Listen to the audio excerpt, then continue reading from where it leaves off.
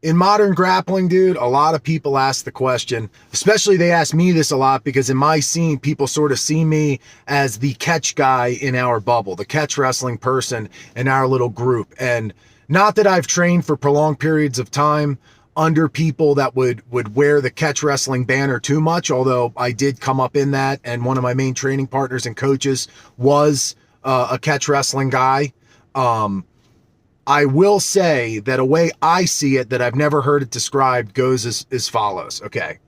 So when you are in folk style wrestling, I maybe other forms of wrestling, but in folk style wrestling, once I started getting into folk style, competing every year in that, I noticed that when you would grab a guy's foot and you would torque it back, or you had a guy's arm bent real back weird, a ref would say, potentially dangerous. It just looked like wrestling that could cause an injury, okay? And that's when a ref says that.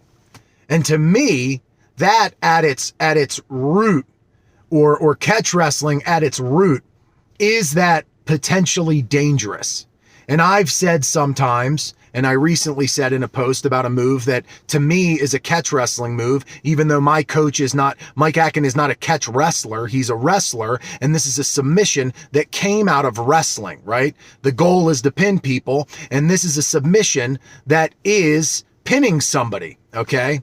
And anyway, to me, catch wrestling is right at the end of wrestling. If you take wrestling oftentimes and go just a little bit further, a lot of pinning combinations, a lot of grips, the way you grab somebody's chin, all these different things, you might use them to move your opponent. But the second the torque, pressure, tension, whatever becomes so much that it would injure somebody that they would need to tap, hopefully a ref would see it and call it potentially dangerous. And a lot of catch wrestling at its root, looks like potentially dangerous wrestling moves.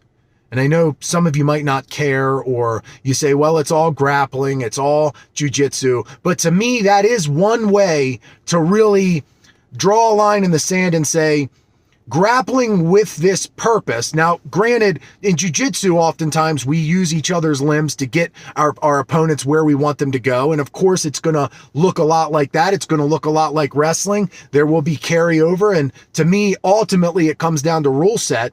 So if you're grappling within, a specific goal of a rule set, it will look like that rule set. However, potentially dangerous is what I say really signifies catch wrestling at its root.